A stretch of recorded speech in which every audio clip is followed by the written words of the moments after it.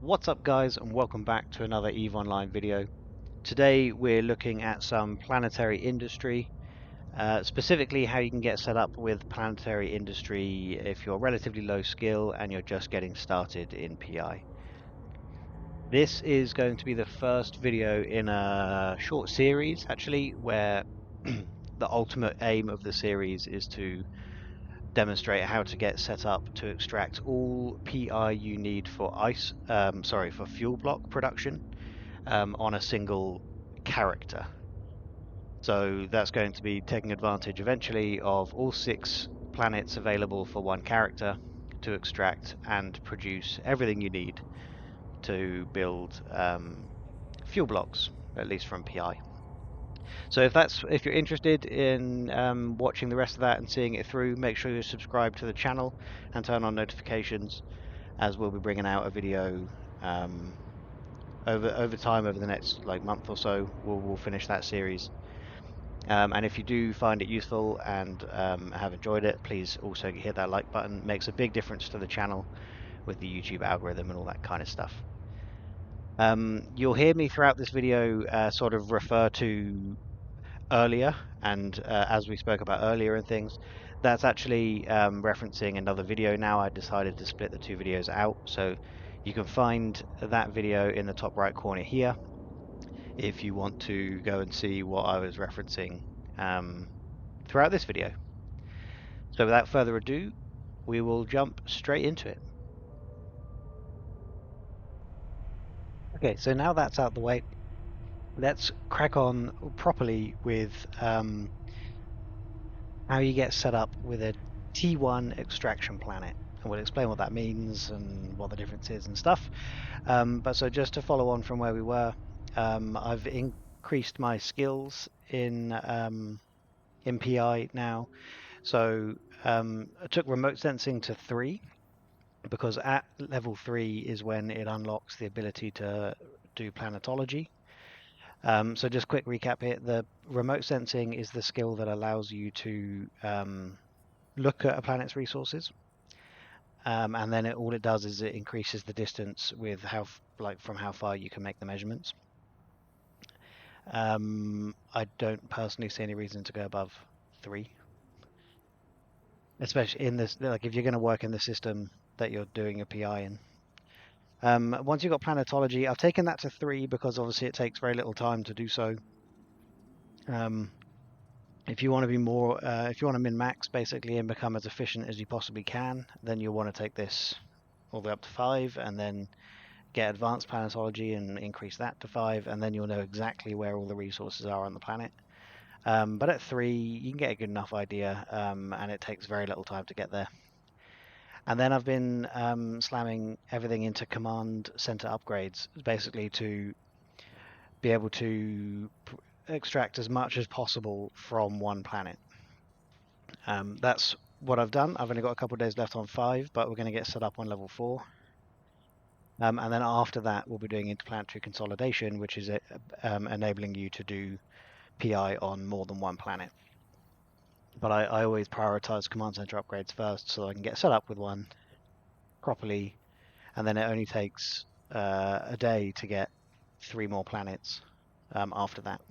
So yeah, that's where we are with the skills now. So let's start with, why are you doing PI? Because this is the first question you need to ask yourself, because you want to find out, that's how you're going to decide what you want to extract and what you want to set up, right? So if you are doing PI for industrial purposes, then you'll know from your blueprints and things what items you need as a final product. If you're making PI, if you're doing PI just for money, then you'll want to check whatever the best market rate is, whatever the most valuable item is on the markets, and try and produce those. And so once you've established what those are, you can of course do this in game, but I find tools like this one, which is Huns.io. There's a few others of them around. The easiest to find out what you need to planets you need and what you need to extract to build up to the item you're looking for. So you probably can't see very much here at the moment because it only lights up when you hover over it. But as an example, um, wetware, like, wetware mainframes are pretty expensive. They're pretty good, but they're very difficult to make. They are advanced, and you need a lot of stuff that goes into it. And obviously, this website highlights everything you need from resources up to advanced. So in this case, I know I want to build robotics. That's my plan.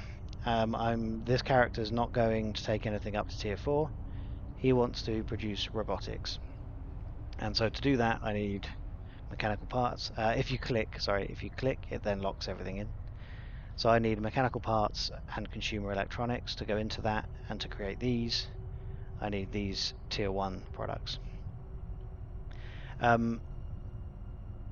One other important thing to note, they're called like tier 1 to tier 4 or P1 to P4, but there is of course P0, which is the raw materials. You can just have a pure extraction planet and just take raw materials off and ship them somewhere else. But in my experience, that's incredibly inefficient. So pretty much your basic planet is going to be a T1 extraction planet, which is what I'm going to set up today. So I want robotics. So I know I need these 4 raw materials. So I am going to go and look at getting reactive metals from a base metals planet. And if I unclick and just go to base metals, we can see which planets in our solar system will give us base metals. And then if we go back to game, we know we've got all of these planets. I can go into the agency view now that I've got the remote sensing skill. Go to resource harvesting. That was weird that it was highlighted but not up. Planetary industry, and here we have all of our planets with the relevant resources on them. And I know I want base metals to extract from what we just discussed. So I'll go through the list of these planets and see which has the best base metals distribution. So planet 2 has slightly better than planet 1. Lava does have them but less. Temperate doesn't have them. Storm does have them but less again. You can see 54 versus 65%. And so on, right? So you can get them from gas planets as well, but I want to save the gas planets for something else. So I'm going to go to barren planet number 2 in this solar system. So let me go planetary industry, and here's our planet. We turn on the scan and then select base metals, and then you end up with this heat map of base metals distribution across the planet. Blue, so no color into blue is where there's like essentially none, and then you go through red into white, and white is where there's a lot. And you can, depending on the abundance of the resource, you can drag this bar around up in the top left. That will basically increase the sensitivity of the scan. It does work at planetology level 3, but important to mention that if you take planetology and advanced planetology higher, then you'll get a different, more accurate scan here. So you can make a more efficient planet. So now I know where all my resources are on this planet. I know where I need to set up my extraction facilities. We are going to pick, we can largely go anywhere, but let's pick here, because we've got a couple of big blobs near each other. First thing you need to do, as before, is build the command center, which you need to be undocked in system with a command center in your hold. So that's where we are now. Let's reset, that's annoying. But we're in the same place. And then you want to build your command center. It does not matter where you build your command center. It doesn't impact, we don't connect to it at all in most setups. So you can place it anywhere you want on the planet. The only thing that is worth bearing in mind is every time you load the PI view, the planetary industry view, you will automatically default to where your command center is. So if you place a command center here and then you set up all your PI on the other side of the planet, then every time you open the planet, you'll just have your command center. You'll have to go around looking for your setup. That's the only relevant detail really. So, but I also don't want it like in the way. Um, yeah. So let's just throw it here for now. We'll hit submit, and that is now on there. And then we've got the menu of all the things we can build on this planet. First thing you're going to want to do is upgrade your command center so that you can have more CPU and power grid. I take it as high as I possibly can. You can see the amount that it will come through if you upgrade it here. So level 2 is a pretty big boost, and so on. I go as high as I can, as said, so that I don't have to think about it. When I get command center upgrades 5, then I'll be able to do it to max. And it does cost a small amount of ISK to upgrade. This is your main sunk cost in PI, is upgrading the command center. Level 5 costs 6 million or something, but it's not very much money, and you'll make that back very quickly. So let's hit upgrade, and now we have a level 5 planet of level 6 of 6 levels. Okay, but now there are a few things that you will really want on your planet. You'll want a launch pad. This is what allows you to launch your commodities into space. And as we discovered just earlier, you can launch from your command center, but it doesn't go to the customs office. It just goes loose into space for anyone able to pick it up. And also it has a really long cooldown of, I think it's nearly 5 days, and is incredibly limited on the amount it can launch. We can't see it here, but I think it was somewhere around 2,000 meters cubed. And if you can only do that every 5 days, you're not going to be able to do much with your PI. A launch pad allows you to launch as often as you like, straight into the customs office, and it has a 10,000 meters cubed launch capacity. So this is what you're going to want to use, and it's going to be a very important part of your facility. So let's get one of them down. But we want to have this. This is important. You want to have this as close as possible to your extraction facilities and storage facilities. I'll repeat this again later, but the reason you want to have the rest of this stuff as close as possible is because when you link it all, the links require CPU and power load depending on how long they are. So if you can make them as small as possible, then you can have more stuff for less skills and stuff, less CPU and power grid usage. So there's our launch pad. We've got that placed down. And the other thing, of course, we're going to want on our tier 1 extraction planet is a basic extractor control unit. As we saw briefly on the other planet, this is what allows you to actually pull the materials out of the planet. And the circle you can see around us is the maximum range on the extractor heads. So you want to get it placed where it covers a decent amount of the resource. So I'm just going to place it just here on top of my launch pad as close as I can, like that. You can see on the command center the red and blue bars are going up. That's your CPU and power load usage, and it's also being tracked up here. So you can see that you're filling up the full usage. So now we've got an extractor facility, we've got our launch pad. You're probably going to want a storage facility as well, because you need to hold this stuff somewhere. Unless you're going to be like super active, you're going to want to hold this stuff somewhere. In fact, let's not put one on here for now, because the launch pad has a storage capacity of 10,000 meters cubed. So you can, if you were just going to do basic P0, you could just extract, go straight to the launch pad and launch it all up to the customs office. But we are doing, I'm going back on what I said again. Because we're doing P1 extraction, we extract and then we need industry facilities to be able to convert it all into a P1 material. So I personally like to have a separate storage facility so that I can route the raw materials into there, and then have the final materials routed into the launch pad.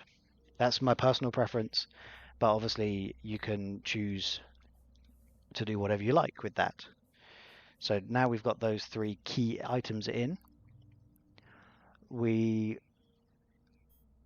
would want to add in some basic industry facilities as well. These are what allow you to go from P0 to Tier 1, as you can see in this text. There are two other types of industry facilities. The advanced industry lets you go up to Tier 2 and Tier 3 from Tier 1 or Tier 2 products. And then there's also the high tech, which is the Tier 4 product. But we're not interested in these today because we're only going to Tier 1. So we've got our basic industry facilities, but I'm not going to place them just yet because, as like everything else, they use power load and CPU load. But so do the extractor heads. So what I like to do first is get as many extractor heads down as I can, because that allows me to be more passive before I fill it all up with industry facilities. So if you select the extractor control unit and go to install extraction program, which we can't do yet because we haven't submitted the build, so all of this is just temporary. So we hit submit and it will cost us 5.5 million. There we go. Now we can select this, go to install extraction program, and we end up with a window with all the heads. You'll see the scan has gone away because it wants you to select the resource in here. So if you then select base metals, the scan will come back up. Now each head, you can see here, costs power and CPU.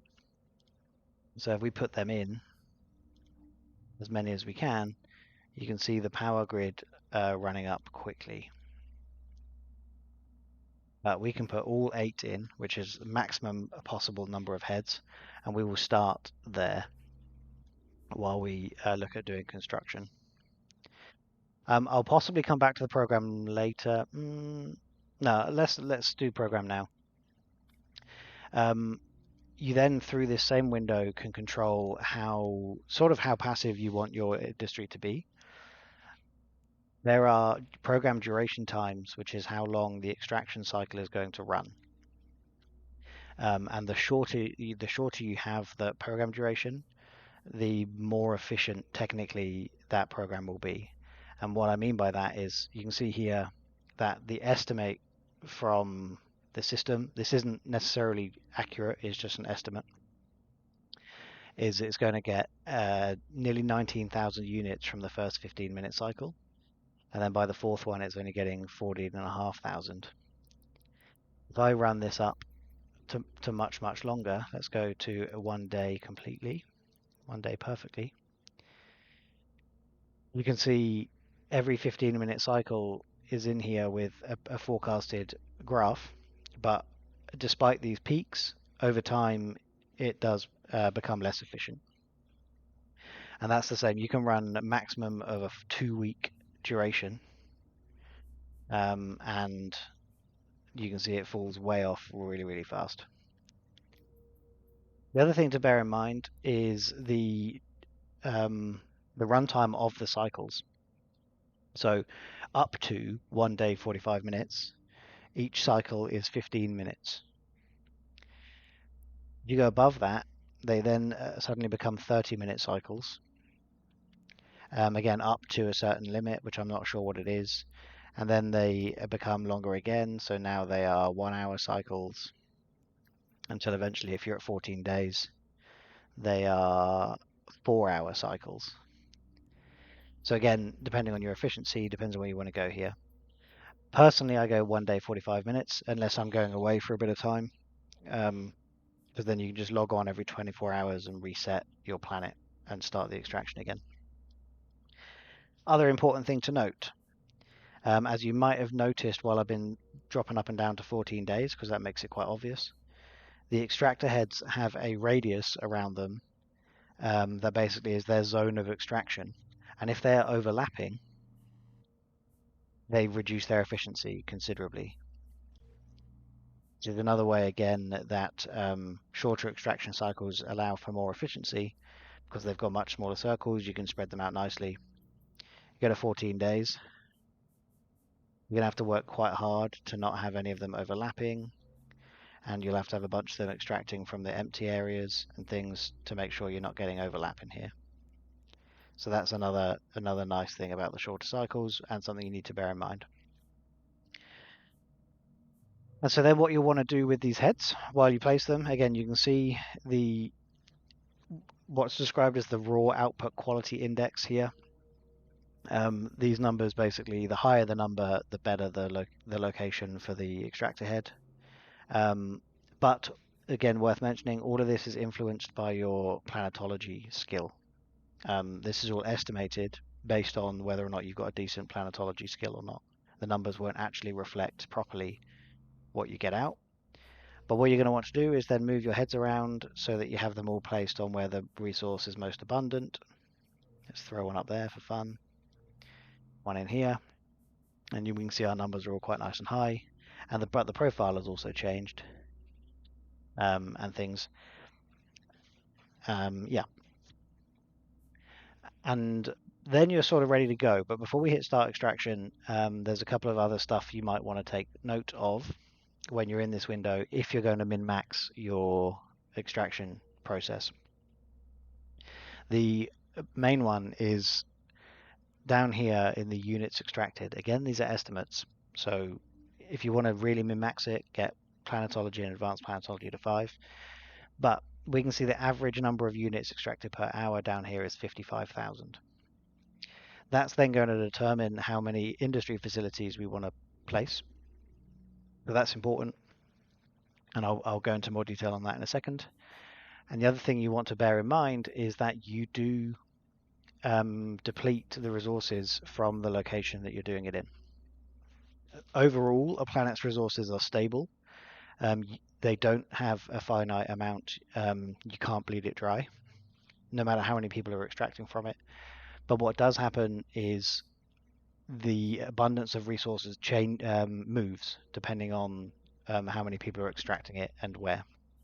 So over time, if we just always have our heads here, then this part will like slowly turn yellow or green or whatever, and then maybe over here around the corner you'll end up with another red and white spot instead. So something to bear in mind. Every now and again, if you're min-maxing, you might want to pick up and move your facility around to match up. But yes, so that's good. That's done. We're going to remember this number 55,000, and we're going to hit start extraction, and our process will start running when we hit submit. So that's now running, and you can see here our current cycle is running for 15 minutes. Now, because that's going, and we've now got a clock on it, before I introduce the industry facilities, I'm going to need to create links from this extraction facility to the storage facility, because otherwise, at the 15-minute mark, all the resources will just be lost because they have nowhere to go. So, quickly, you want to just create a link. You need to click on the place where you're starting, and you can see your link come up, and the power usage and CPU depends on length. You can see it going up as we go further away, which is why we go really short. And then we just link into that storage facility there. And then because the distance is so short now, this becomes a challenge. But if you can, do we need to hit submit? Let's hit submit and see where we end up. If you want to try and be able to select the link, which I don't think I'm going to be able to do. with the red flashing going on. So you want to be able to select the link because it has a maximum capacity of meters cubed moved per hour. And we know, again, so that's 1,250 meters cubed per hour can move through this link. This is producing, this isn't in meters cubed, I don't believe. Computes, there you go, it's 0.01 meters cubed, but it's producing 33,000 units, so 3,300 units. I believe that's per hour. And we learned from the link that we could only ship, I think it was 1,250. We go 1,250.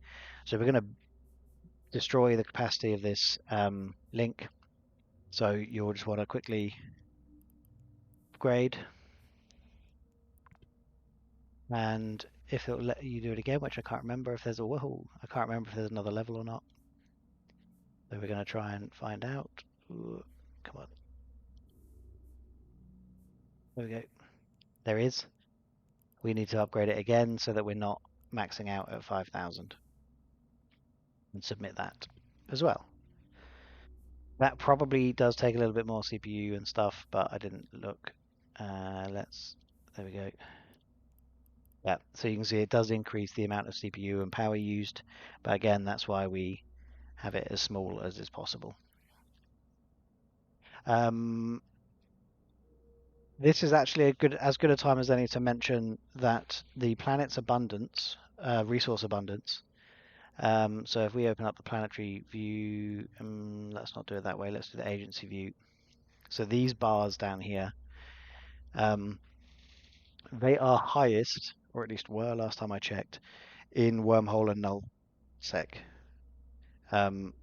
You get really, really good abundance, the best abundance in the game on nullsec planets and in wormhole planets, and I'm currently in a wormhole. These are much smaller in low sec and then even smaller again in high sec. So the amount of resources you can extract at any given moment will depend on what security of space you're in and what planet you're extracting from.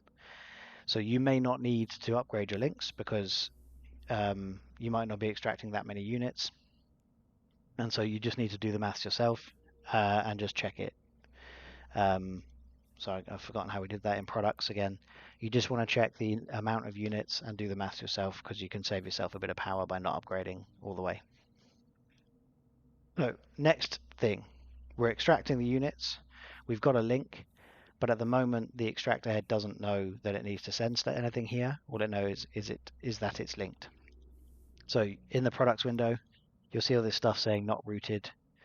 If you select that and go create route, and then choose the destination facility, which is going to be our storage, you can see it come up in here and the right amount going. Create route, hit submit, and now that red box has gone away, and everything is being sent through to our storage facility. You also then can see the usage capacity of the link as well, at 26.6% currently. If I'd left it on a lower usage, it might have maxed out. Okay. Now we've got our heads out the way, we've got our storage facilities in, we've got our launch pad in, and we know exactly how much CPU and everything we have left for our industry facilities, so we can turn this raw material into T1. So basic industry material facilities. Again, you want to keep these nice and close to everything so that you can keep your connections as short as possible. Yeah, let's just start with one so that I can explain things as we go. Once it's down, come on, deselect. It's got the big old red ring, which means you need to do something with it. Once you select it, the schematics section will be automatically highlighted.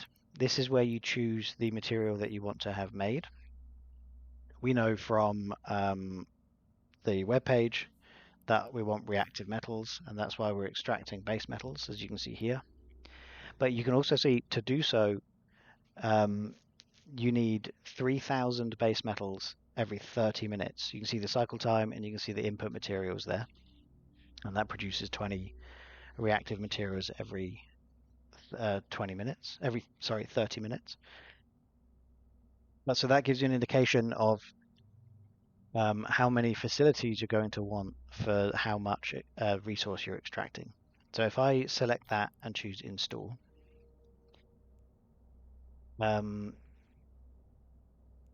it is going to force me to do some routing first. I'll ignore the routing for now, but I just want to highlight the inputs. So you need 3,000 units of base metals every 30 minutes. We are getting 33,000 per hour. That is that quantity there. 30, see the products 33,000 per hour. We're getting 18,000 in this current cycle, but then the cycle falls off, which is why it's 33 per hour. Is the expected amount. Is that what we had? Sorry, stand by.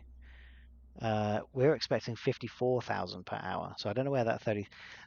This is where I think the planetology is going to come into play, because we're expecting an average of 54,000 per hour. This is the best number to use. So if we're expecting an average of 54,000 per hour, then that's 27,000 every 30 minutes. We only need 3,000 every 30 minutes for one facility, which means if we want to use all 27,000 every 30 minutes, we're going to need 7 facilities. 9 facilities. My maths was way off there. We're going to need 9 facilities. Now, I know from experience that that's not the case, because these numbers are wildly overestimated when you've got a low skill planetology. But you get the general idea, right? If you've got maxed out skills, you can use this number here to work out exactly how many of these you need. What I'm actually going to use, because I think it might be closer, is the rooted values. So 33,000 every hour, which is only 17,000, 16 and a half, let's call it 17,000 every 30 minutes. So if I need 3,000 every 30 minutes, I need 6 of these. That's what I'm going to do. I'm going to place 6 of them down, providing I have enough CPU and everything. Keeping them as close as possible. 1, 2, 3. Let's do 3 on this side. 1, 2,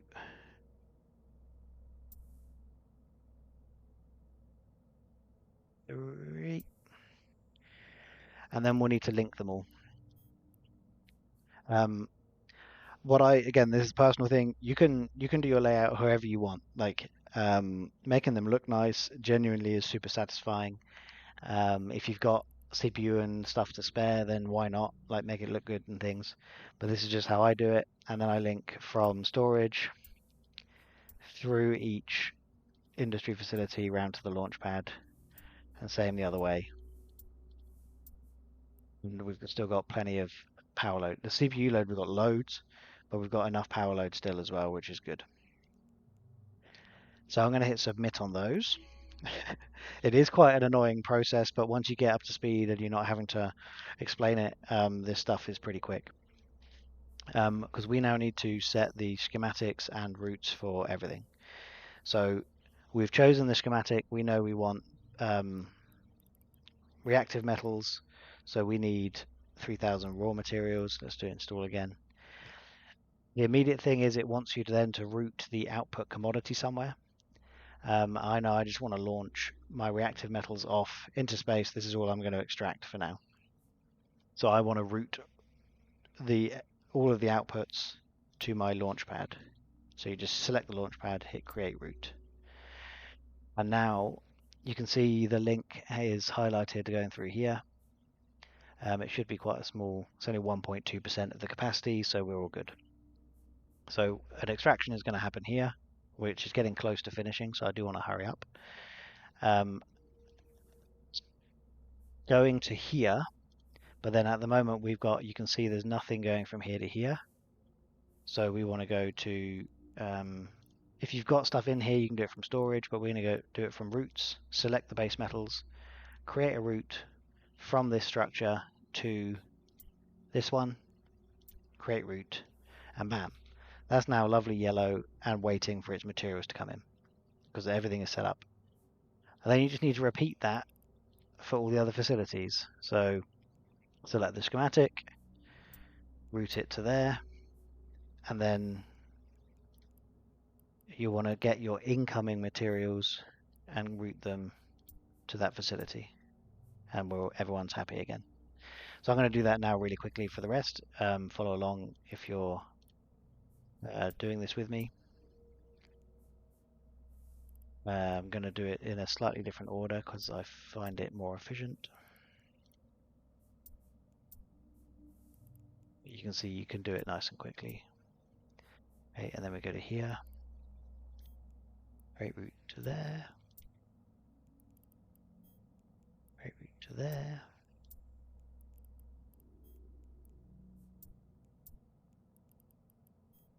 Last one. Yeah. Now we have a happy little facility. This has alright, you do need to hit submit. Every time you've done anything, you need to hit submit. So it's all done and ready to go. This has just 2 minutes left on the cycle. So there was something else I wanted to mention, which I've just forgotten. Oh yes, the links. So obviously I upgraded this initial link, but I haven't upgraded the rest. You'll need to, again, decide for yourself based on your own planet setups whether you need to do that. But you can see from hovering over the links, you can see the usage of them. So the heaviest used ones are, of course, going from the storage facility to the first extractor facility. The reason for that is because I've got material going from here to here, to here, from here to here via here, and from here to here via here and here. So it was all going through this one connection on either side. And then that eases off as you go down to reduce to these ones, which is just 3.6, which is the 3 times the 1.2% coming out of each facility on either side. So I don't need to upgrade these. They're fine at level 1. Whereas this one I wanted to upgrade because of the volume of material coming out of the extractor head. This all now is completely passive and will run by itself for 1 day, 45 minutes. You'll see in 30 seconds when this cycle finishes, a bunch of stuff will dump into here, and then it will immediately filter around to all of these facilities. And so we'll see whether we have much left over or not. In the first cycle, we're expecting all 6 facilities to turn on and there to be some left over, because we've set up based on the average over the 1 day cycle. And that's fine. If you want to make sure you're not wasting any material, then you can put another facility in, depending on how much power grid you've got. But there you go, that cycle finished. And now the white circle went away from all of these because it's starting on its teeny tiny route round. So here you go.